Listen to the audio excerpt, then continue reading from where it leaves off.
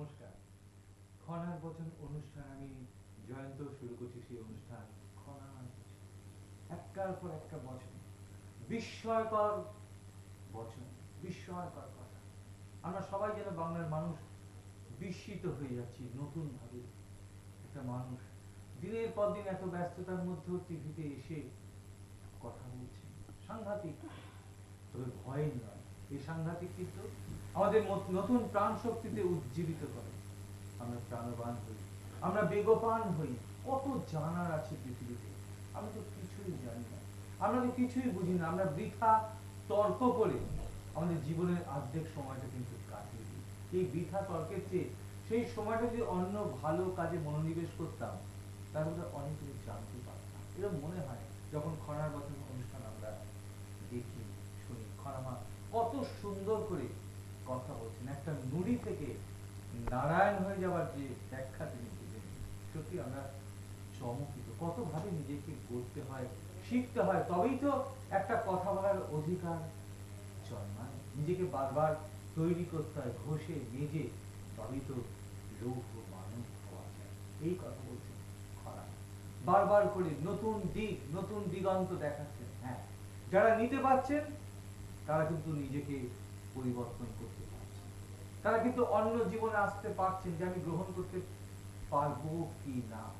আর যারা গ্রহণ করছেন তারা জানেন, চিঠিতে লিখে জানান, ফোনে জানান, লাইভ ফোনে জানান, এবং কথা বলতে বলতে মার সামনে আপনারা অশ্রু বিসর্জন করেন, চোখের জল ফেলেন। আপনারা কেন?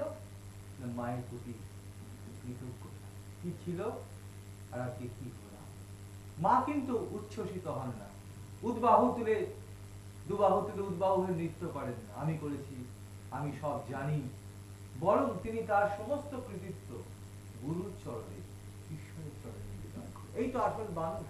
আমাকে দেখতে হবে আমি কার কাছে যাব, কার দ্বারা আমার বন্ধু বান্ধব আত্মীয় স্বজন উপকৃত, কোন মানুষটার কথা টিভিতে শুনে আমার অন্তরে আঘাত, কোন মানুষটার কথা আমার অন্তরে গিয়ে বেজে উঠছে, কোন মানুষটার কথা আমাকে হতাশা অবসাদ থেকে মুক্তি দিচ্ছে, সেই মানুষটা।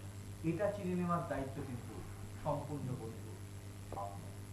এই দায়িত্ব কিন্তু আপনারা বুদ্ধি দিয়ে, বিচার দিয়ে বিবেচনা করবেন।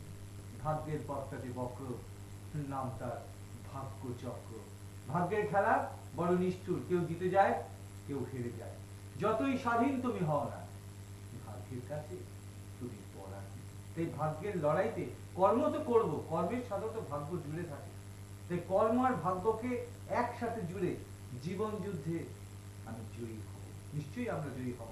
সেই ভাগ্যের বক্রপথটাকে সহজ করে দিতে পারেন বাংলার জ্যোতির্জনী খনামা। খনার ভিটা জন্ম তার, ইনি ভারতের অলঙ্কার, অন্তরে সন্ন্যাসিনী, বাক্সিতা বাংলার জ্যোতির্জননী, মঙ্গলময় মহামানব ত্রৈলোক্য স্বামী শিষ্যা, আমাদের জীবনের ফ্রেন্ড, ফিলোসফার এন্ড গাইড, পরমাত্মার সাধিকা, যিনি জলের স্থলে নির্বিকল্প চিত্তে সাধনা করছেন। আর সেই সাধনাত শক্তিতে অধিকার আমাদের মায়ের ভক্তদের, মায়ের সন্তানদের, মায়ের শুভানুধ্যায়ীদের। আজকে অনুষ্ঠানে আপনাকে স্বাগত। একদম সকলকে, সকলের জন্য প্রাণ ভরা ভালোবাসা সঙ্গে নিয়ে আমার তোমাদের কাছে চলে আসা।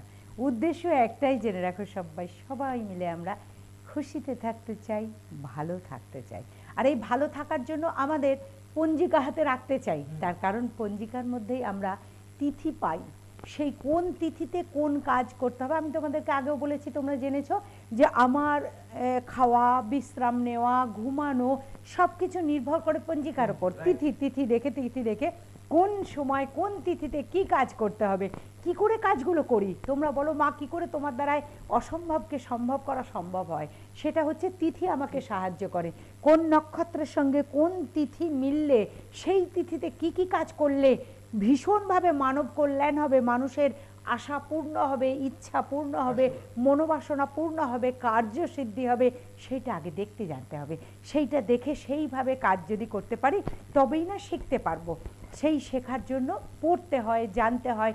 বহু বহু পৌরাণিক বই আছে আমাদের কাছে, অর্থাৎ সেইগুলো দেখে পড়ে বুঝে সেইভাবে, শুধু বেদ উপনিষদ নয়, বেদ উপনিষদ অবশ্যই, এছাড়াও আরও কিছু আছে, ব্রহ্মবৈবর্ত পুরাণ আছে, পৌরাণিক কাহিনীর সমস্ত বই আছে, যে সমস্ত কালিকা পুরাণ আছে, শিব পুরাণ আছে, বরাহ পুরাণ আছে, এই সমস্তগুলো পড়ে পড়ে সেইগুলোর থেকে দেখে দেখে এই থেকে এই হতো, তখনকার দিনে মানুষের এইগুলো হতো, এইগুলো দেখে দেখে পড়ে পড়ে বুঝে বুঝে সেই ক্রিয়াগুলো করি।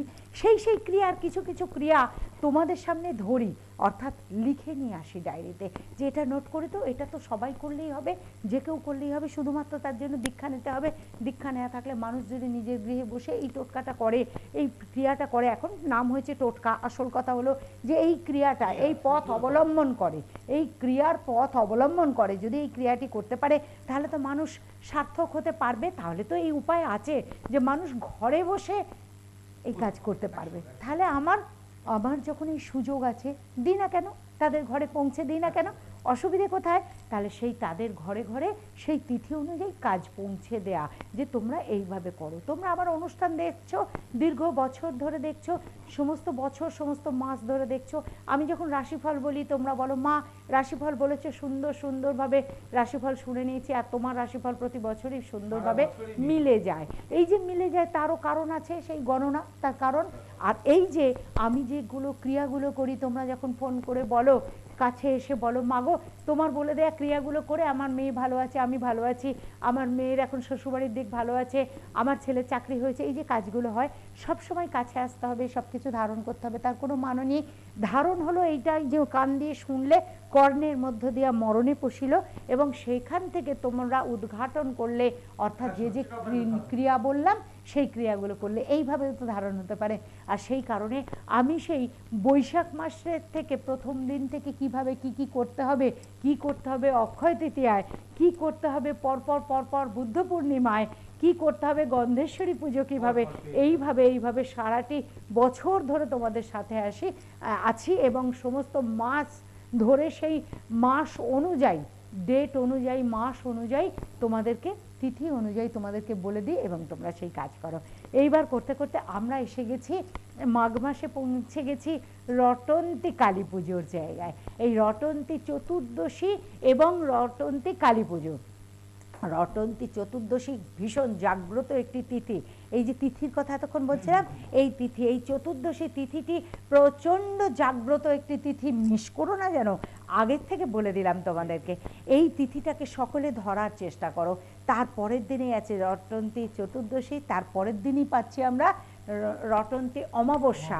তো এই যে অমাবস্যা, এখানে পরপর 3 দিন আমাদের যেন ভালো ভালো কাজ করার সুযোগ ভগবান দিয়েছেন। তো এই পরপর 3 দিন যে ভালো ভালো কাজগুলোর সুযোগ আমরা যদি ঘরে বসে করতে পারি, তাহলে আমাদের ভালোটা আমরাই করে নেব। কেন অন্যের হাত ধরবো, কেন অন্যের ওপর নির্ভর করব? এসো না আমরা সেইভাবে কাজ শিখি, যাতে নিজের ভালো নিজেই করে নেওয়া যায়। সেটা হলেই সব থেকে ভালো। বেশ কতগুলো সহজ উপায় আছে। আর সব থেকে মজার কথা, তোমরা তো জানো সেই দুর্গা পুজোয়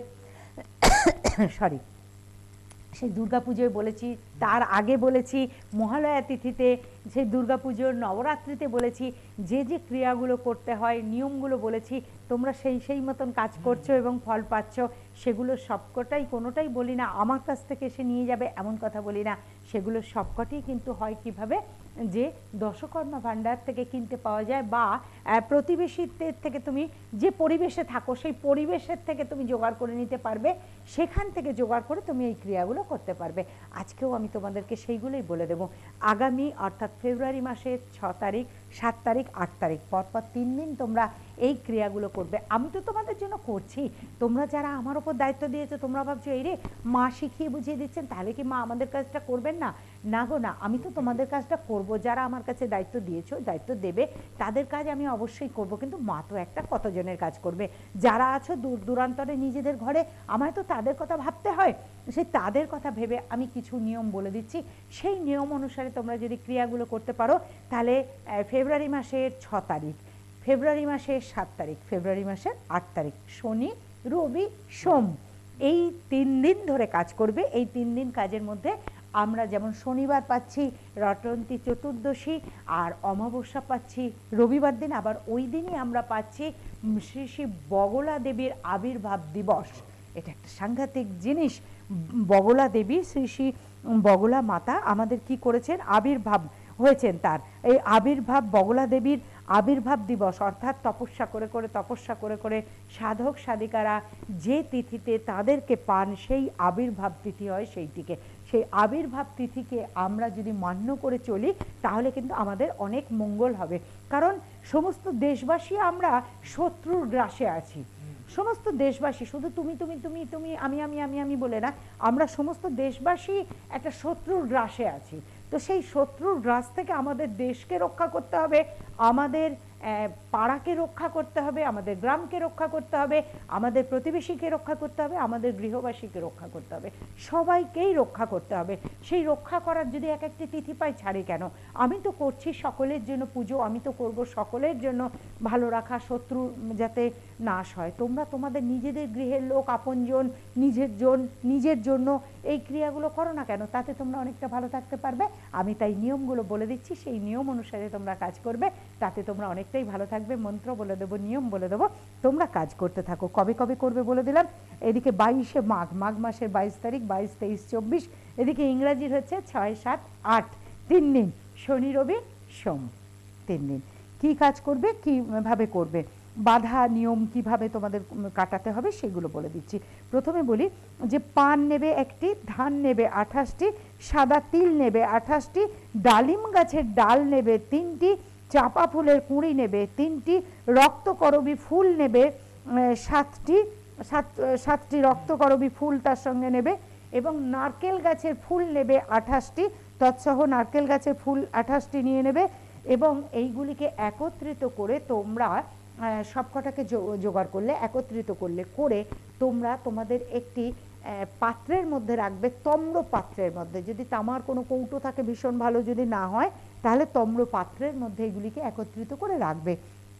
এইগুলিকে একত্রিত করে রেখে তোমরা মন্ত্র পাঠ করবে। তাতে একটুখানি সিঁদুর দেবে, মেটে সিঁদুর দেবে একটুখানি, লাল সিঁদুর দেবে একটুখানি, একত্রিত করবে। একটি মোনামুনি তার মধ্যে দেবে, সব দশকর্মা ভাণ্ডারে কিনতে পাওয়া যায়। এবং কুমকুম চর্চিত, দশকর্মা ভাণ্ডারে সেই কুমকুম পাওয়া যায়, সেই কুমকুম চর্চিত করবে। এবং এতে একটি পত্রিকার মধ্যে, একটি পাতার মধ্যে এই মন্ত্রটিকে লিখতে হবে, একটি পাতার মধ্যে। সেটি বট পাতা হলে সব থেকে বেশি ভালো হয়। যদি বট পাতা পাও তাহলে বট পাতার মধ্যে জোগাড় করতে যদি পারো, বট পাতার মধ্যে।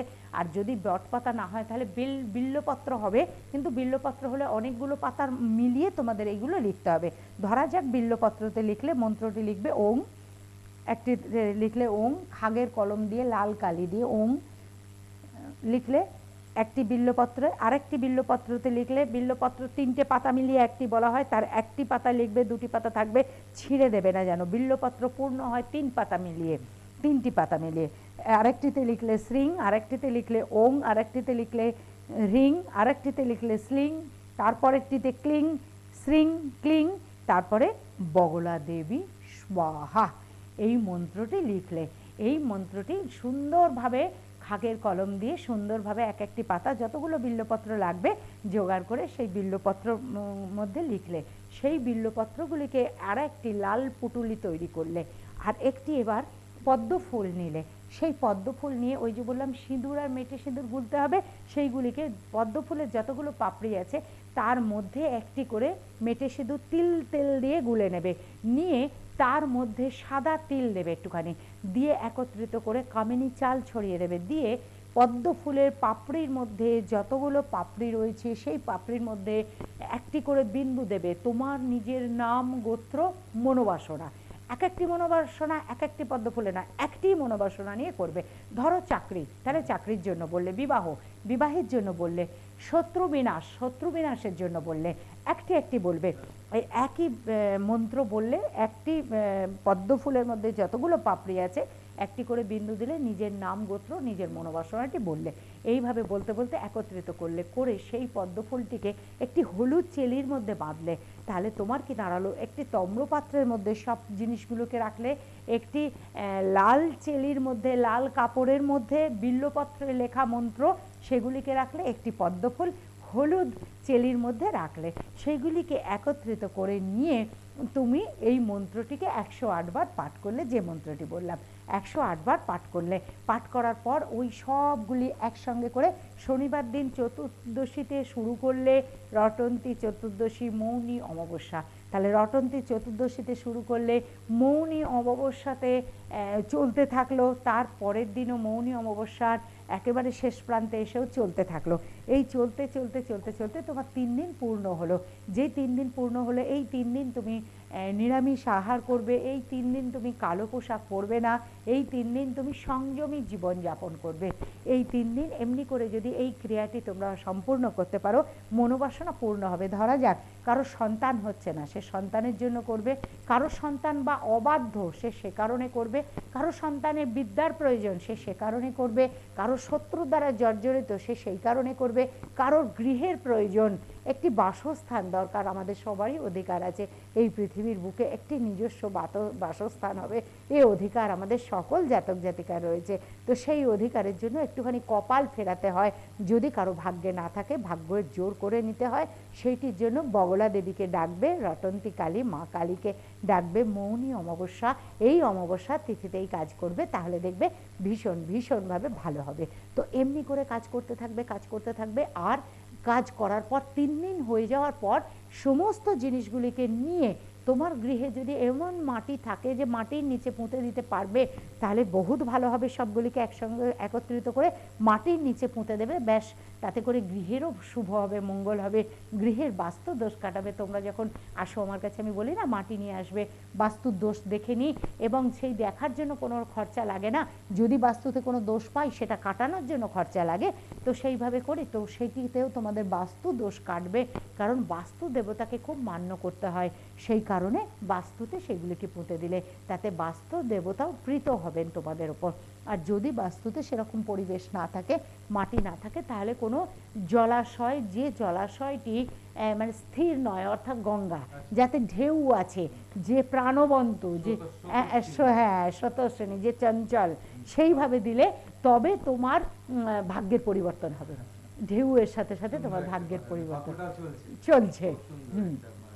সেই জলাশয়তে দিলে বেশি কাজ হয়, যার জন্য আমরা গঙ্গাকে মেনে নিই, সেই কারণে। শঙ্খ, এবার বলি একটুখানি যেটুকু সময় পাই, যে আমরা শঙ্খের ধ্বনি দিই। শঙ্খের ধ্বনিতে আমরা জানি 3 বার ধ্বনি দিতে হয়।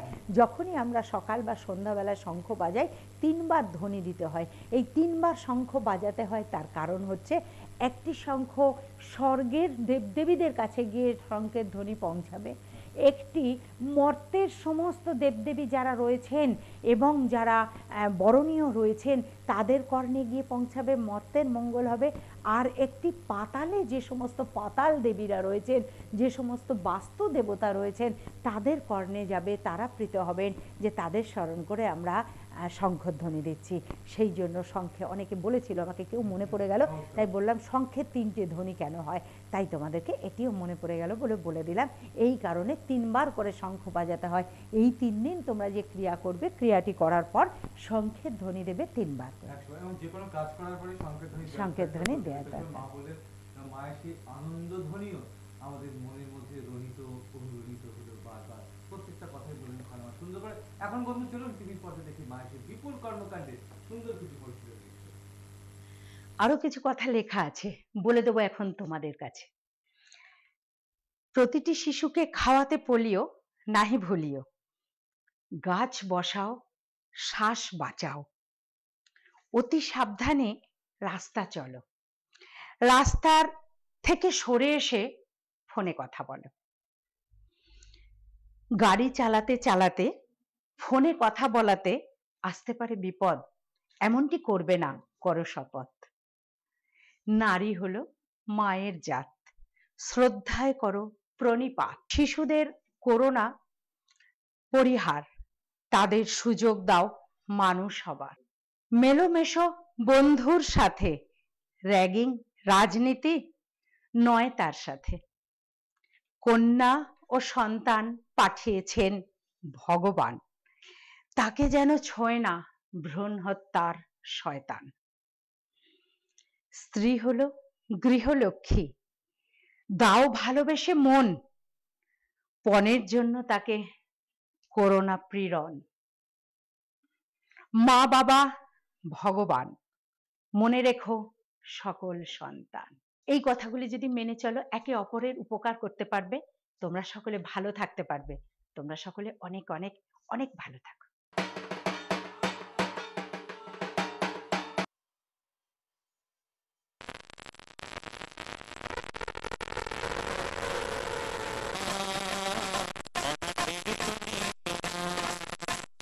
খুব ভালো লাগছে, কেন পরিবেশটা এমন, এই যে সব ছেলেমেয়েরা দাঁড়িয়ে রয়েছে, ভদ্রলোক ভদ্রমহিলারা, কেন, কিসের জন্য, কি আছে? যদি একটি মানুষের মধ্যে কিছু এক্সট্রাঅর্ডিনারি কোয়ালিটি না থাকে, তাহলে কেউ দেখতে আসে না। এমন কিছু আছে যেটা মনে হয় মানুষের দাগ কাটে। কে যখন খনামা পুজো করে, খনামা একটা বিশিষ্ট ব্যক্তিত্ব। 5 ঘন্টা এসেছি, 5 ঘন্টা কনস্ট্যান্ট লোকদের আশীর্বাদ করে যাচ্ছে, তাদের জন্য প্রার্থনা করে যাচ্ছে, তার মধ্যে পুজো করছে, তার মধ্যে তাদের যজ্ঞের নিয়ে এসে তাদের দিচ্ছে, একবারও থামছে না। কিন্তু আমার কাছে যেটা সবচেয়ে ভালো লাগে সেটা হচ্ছে ওর আন্তরিকতা সবাইকার প্রতি। আমার সবাইকে আর ঘোরা করে সে বড় জিনিস, সবাই প্রসাদ পাচ্ছেন, ওখানে বসে সবাই খাচ্ছেন, সেই খাওয়া আমি খেলাম, দারুণ খাওয়া। ওর মধ্যে কিছু হয়তো আছে। আমার এত জ্বালা হচ্ছে ঘাড়ে, হাতে, ও আমার হাতটাকে নিয়ে বুলোতে লাগলো, হাতটা এমনি জাস্ট, মানে অবাক হয়ে যাবেন, হাতটা বুলোচ্ছে, আমার হাতটা বুলোচ্ছে, আচ্ছা, আর কি যেন বিড়বিড় করে বলছে। তারপরে আপনারা বিশ্বাস করবেন না, আমি শুলাম, আমি ঘুমিয়ে পড়লাম, আমার কোনো জ্বালা যন্ত্রণা ছিল না।